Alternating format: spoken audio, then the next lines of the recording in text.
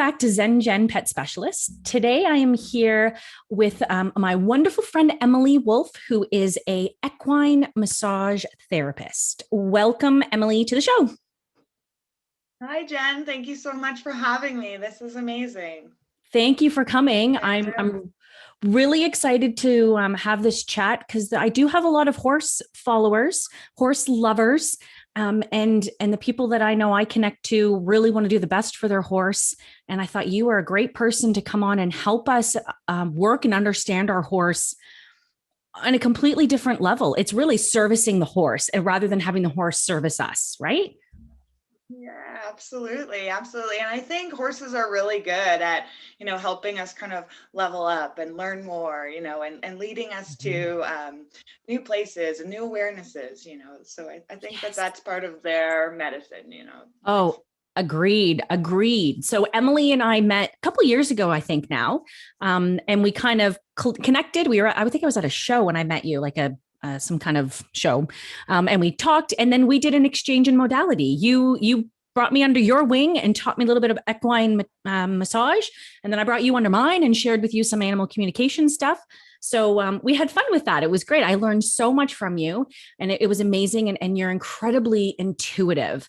And I love the way you work with horses and move with them and understand them. And it's a beautiful watching you work with horses. I loved it. So I'm so glad that you get to talk today with me about this. So can you start with telling us how long you've been doing equine massage and when it's like how long you've been doing, when you started? And my question is, do you have to be a human masseuse first to move into equine massage? Oh, really good question.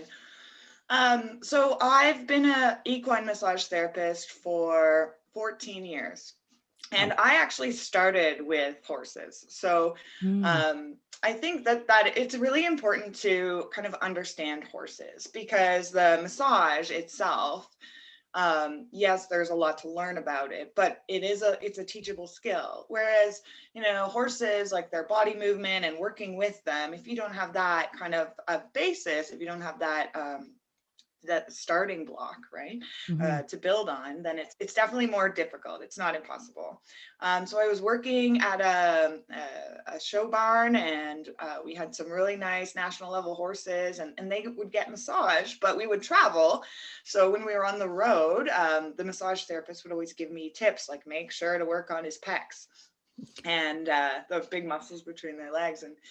And I can remember just like feeling and seeing the difference, and like they would always jump so much better. And it was kind of an easy decision. I had saved up a bunch of days off, and I took the course and took the program, and it was like a whole new world opened up for me because for the first time I was like listening to them in a much different way, right? I Yeah. wasn't reacting to their reactions, right? And I was looking through a different lens. And, my motivation when I started, the woman I took the course from, she made me work on my business model. That was a huge part of the course. And one of the things she said to me was, like, make sure when it's a really hard day, when it's raining and you don't want to do it, like what is your why, and make it big, right? So Mm-hmm. the horses have always been in my life, and they've always helped me so much that I just wanted to give back to them in a way that they had given to me.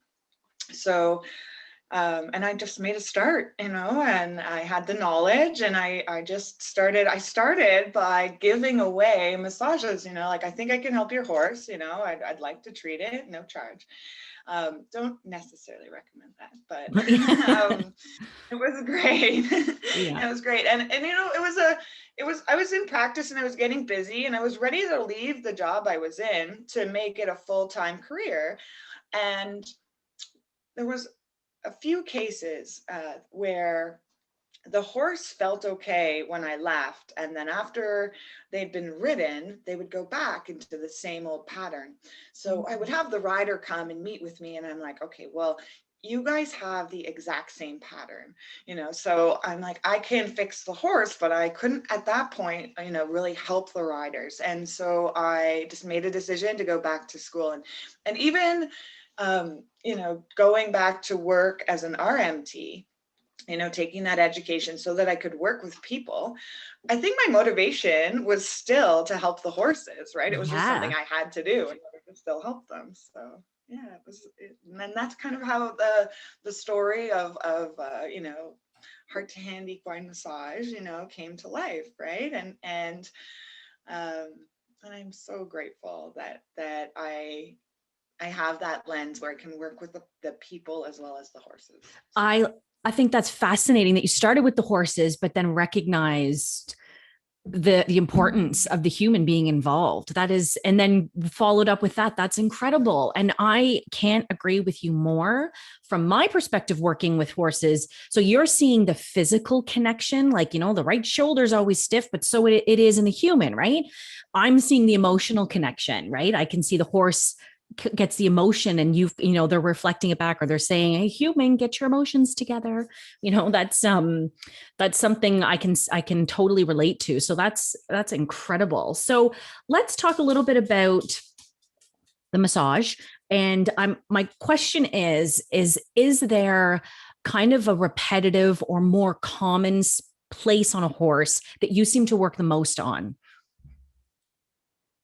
Yeah, it does depend a little bit on what they do, right? So do they pull a cart? Do they, are they Mm. ridden? Are they, just turned out in the pasture? What age are they? So some of those things come into play. But as a Okay. general rule, hip flexors and hamstrings, they're big pushing muscles, right? Mm-hmm. One of them will be loose and the other one will contract. And then it's, a big kind of pulley system that moves them along. And time after time, it's usually one of those. The pelvis of the horse can, often goes out of place, and the muscles reflect that. So I would say definitely hamstrings and hip flexors. And that makes sense, right? Because it's so big. And regardless, too, right? Like you can look at a jumper, where's their power coming from? Their back end. And like, a reigning quarter horse, that's maybe never ever jumped anything. Same thing. Like it's all their power comes from back there, right? So that's Yeah, interesting. absolutely. Yeah. Okay. Yeah. And you know what? Another question I have, is there a better or best time of like day, but also a place to massage? Like, is it better to do it in the evening when they're kind of in their stall, or do you best to bring them in the cross ties? Like, or do you just kind of play it by the horse? Do you let the horse guide that? That's a really good question. So I prefer, and I think the horses really prefer to be treated in their stall. Now, I do have a few Mm. horses who really prefer to have their own stall, their like as their space, and they're a little bit Mm. irritable when I'm in there. So I put them on the cross ties and they're so much happier. So I think you have to be like aware of the horse's needs too. But as a general rule, I like to treat them in their stall. Mostly Okay. so that they can walk around, they move, they move away from pressure. So I don't want to restrict that. If they need to walk it out, I want them to be able to. As I'm working on the neck and the shoulders, if they're in the cross ties, they're kind of restricted in that place, right? And so they can't stretch after I've treated something. Okay. So I like to do it in the stall. And my personal preference, it changes from, therapist to therapist, but is that they can have turnout after. So I prefer to do it in the morning, right? So that they can Ah, go out and they can move and they can stretch a little bit and feel their body in a new way. that makes sense versus just going to sleep and kind of possibly even stiffening back up again so they can move out and Yeah. feel that makes a lot of sense. Okay, so a morning in the stall. And there's something about being able to judge and not even judge, it's like paying close attention to, is the horse uncomfortable with me being in the stall? Like you said, some are irritated by that. Do you push through that, or do you respect that boundary? The horse is like, I don't want you in here. This is my space, right? So what kind of signs does a horse give you to let you know they're not happy with what you're doing? Oh, really good question. Yeah. So, I mean, the horses move away from pressure. So, most horses, the very first thing they will do is they will look at me or turn their ear, like, I'm not sure that I like that. And then they will always try and move away first. Okay. Like I would say 99% of the time, horses will try and like either get out of the way, step away, move their body. Um, and the last resort, if they're not liking it, is they might, like bite you or, Yeah. kick. They're defense mechanisms, right? But Okay. they're usually gonna be a flight animal first. So Okay. um, that's a big one. Do you find that maybe the first time you work with a horse for the first time, they're a little bit like, what are you doing? But as you have repetitive sessions with them, are they like loving as soon as they see you coming down the aisle, they're like, yay. Yes, yeah, Yeah. that's so true. So, um, when you're working with a new horse, it's like having a relationship. Imagine going to see a massage therapist for the first time and you've never seen them, you're not comfortable with them, and horses respond to body language, that is, Mhm. think in the lines of natural horsemanship, right? Yeah. If you know, that's how they read people, that's how they read their world. So, Mhm. I always like to give them a minute, and a horse just by opening its stall door, really, before you even touch them. Yeah. I like to give them a minute. And one of the very first uh, actual touching points that I work on in my course is that just let them know what your intention is. Like, I'm here to help you. I'm going to massage you, Mhm. whether it's out loud or in your mind, like they understand. They do, right? Like they intention, I can't stress this enough for people. Our intentions are what the first thing they pick up. It's the first thing they know. So if your intention is I'm coming in and I'm working hard today and we're going to do this and that, and you go out in the paddock and you're wondering why your horse won't come and you can't catch him, shift your intention, come at it a little different. So that's great. Really, if you come in at it, like I want to help you and I'm relaxed and I'm calm and I want you to feel the same, they're going to kind of respond to that, right? That's amazing. Yeah, So absolutely.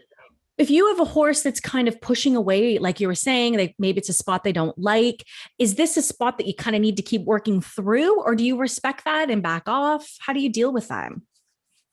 Good, really good question. Yeah, I do respect it, but often it is a tender point, right? So they Yeah. have trigger points just like we have trigger points. These really, hypersensitive spots inside of the muscle, right? And you can feel it. It feels like a little bump, or sometimes it can be as big as a baseball.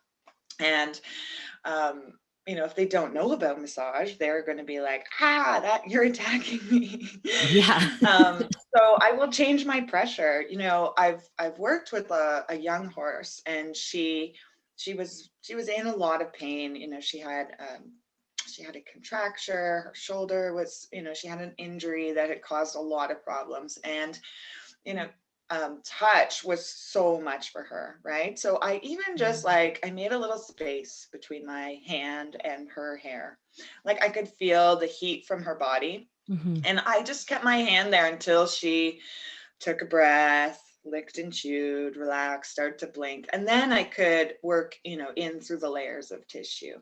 So it's Yeah. kind of the same as like having the oil put on you in the beginning of a massage and then, working into those deep spots. It's the same for them. Absolutely. Okay, so what you just said there, I want to back up a little bit about the blinking and the licking and the chewing because I know that's a sign of a horse that's content and relaxed or releasing. And so can you just dive in a little bit more to how you pay attention to that and what you do? How do you respond to that when if you're working in an area and they do that, then what? Yeah, so this is one of the best communication skills that horses, that they offer us, right? And we're not always aware of it, So light touch is a treatment in itself. Basically, just stroking the entire horse, following the hair, and covering the whole body. And if you go slow enough, you can actually find a spot where they will blink. So blinking is really the first sign that something is going on there. It's kind of the first part of them releasing, right? Humans might say, "Oh yeah, that's the spot," or Yeah. "That feels really good," But for them, without words, it's blinking, right? Hmm. And then, if you continue and you're treating an area, you can actually watch their breathing change. So their breathing will like they'll really start to slow down their breathing and take much deeper breaths, right? And you know, then the licking and chewing kind of comes as the end. You know, it's the third part. And sometimes horses can be a little bit nervous or really well behaved, you know, very polite, and they will stand there and not show any signs. And those horses are actually a little more difficult because you have to you know, take a step back, take a step away from them, like leave the stall, even give them like a minute to go. Aw, So, yeah. you know, again, it depends on their personalities. It depends on, you know, how much body work they've had. But, you know, honoring that, like giving them a chance to respond. It's a relationship. It's a communication, right? It's a nonverbal communication. So we Mhm. learn about this as massage therapists when working with people, right? Like if somebody's like all of a sudden tenses up, you know that it's a sore spot, you Mhm. know, and Yeah. we just have to work a little more from a place of awareness when it comes to horses, but they are excellent communicators. They will let you know what they Yeah. want, where they want it. So another big thing with horses is that when I go in the stall, I kind of just open my hands and stand there and kind of say hello, and they will come over and they will touch me, whether it's on my shoulder, on my neck, on my hip. And it's been the most amazing case study because almost 100% of the time where they touch you, it can be the anterior fibers of deltoid. That is exactly where they need treatment. So even Wow. before we get to let them enjoying it, they're like, oh, good, you're here. Perfect. This is what I need. Yeah. And I just think that is the most amazing thing. You know, if a horse is kind of like bugging me or like touching my hip, you know, I'm like, I can't continue working on the neck. They're like asking me to go and work on the hip Yes. and This is listening to them really. this is incredible because so many people are not in tune with body language with our horses. They aren't, and they're very subtle with their language. Like you said, just a gentle touch is saying, hey, you know, touch me here. So if you're brushing your horse and they're maybe like poking you in your side, maybe they're saying, brush my rump, you know, or whatever it is. So really paying attention. This just is going to build people's relationship with their horse so much deeper. I mean, I've been around horses my whole life. I grew up on a horse farm. I had no idea that blinking represented what it meant until I worked with you. You taught me that. And I thought, how can I be a horsewoman? How can I say I know horses and not know this? You know, this was incredible information. Well, you know, we're always learning and they're always teaching us, right? And I think Yes. if you're open to always learning, you know, like again, Mm-hmm. that's part of their medicine. They're always teaching us something new, right? I can It's the remember best part of come, life. yeah. And I remember being there, learning from you during one of your classes, and we were working with your horse, and he was in the cross ties, and I remember he was grabbing my zipper on my jacket, and he was like zit zit zit zit zit on my jacket. And I thought, what is that? And you turned to me and you said, "It's your heart. What do you got? What's emotion do you got going on in your heart?" And I remember sitting for a second and thinking, and almost having to hold myself together from bursting into tears because I was remembering things from a childhood with relationships with horses when I was a child, which was less partnership and more commodity. You know, we're going to go to the show and we're going to win because I need a red ribbon. You know, there was less partnership when I was a child than what I have now. And it was like the horse, I can't remember his name. What was his name? Sully. Sully. Yes. Such an awesome horse. And he was like, it wasn't about him. He wasn't saying to me, he was saying to me, like, oh girl, you got to deal with that thing going on in your heart. I can feel your emotion, you know? And it was, I had such a healing experience from that. And all he did was grab my zipper, you know, and people might have something like that and go, well, that's bad behavior. Don't let them do that. But that's not what his intention was. It wasn't, he had a message.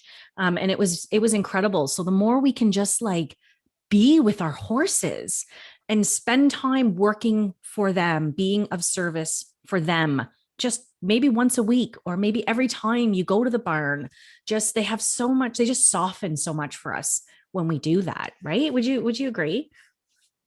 I would 100% agree. I think that's so true. And yeah, I mean, this is why I work with them. This is why this is like kind of dictated my whole life because I think they have so much more to teach us, right? Yes. Even, you know, I think you covered it a little bit in the beginning about, going out into the field with a, intention of what you're going to do. Um, but sometimes like, just going like to see what they have to, what they're doing, Mhm. right? Yeah. And changing the way that we work with them and changing the narrative to the storyline, because Mhm. in my experience, the horse is not doing something, it's usually because of me. Right?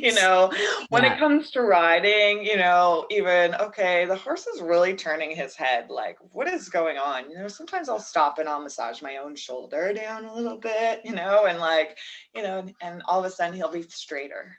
So I think if we Yeah. come at it from this place of humility, like it's a Yes. partnership, like what is he trying to say? Like, what is the deeper meaning? Not just, we got to make him do it. There is a time and a place for training and teaching Right. but again, like, my horse sometimes, it's like, I'm not really sure I want to, but it's not about making him, it's about hand and being like, no, no, we can do it together. And now you can do it on your own. See, um, Yes. coming at it from that place of like, we're not perfect, that we're not, we're riding around, we're making our horses do something like, we can have a template or an exercise to work with them. And that's the same for massage. Some days I go in the stall and I just need to stand there for a bit, or give them a hug around the neck, or, that's the treatment that they needed that day. So staying open to that. Right? Yeah. That's amazing. Such amazing, amazing advice. I love this. So, can we maybe share with the audience, and by we, I mean you, because you're the expert here. Can you maybe give us a couple of tips if I want to spend more time with my horse and get to know my horse's body better and maybe provide a little bit of relief?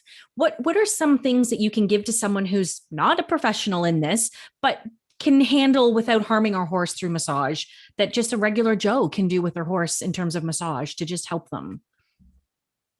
Absolutely. I started this light touch course because I think everybody should learn it. Everybody should know, right? So Mhm. the four big things to look for are the four T's. So tone, temperature, tenderness, anywhere that they're like, ouch, or move away, and texture.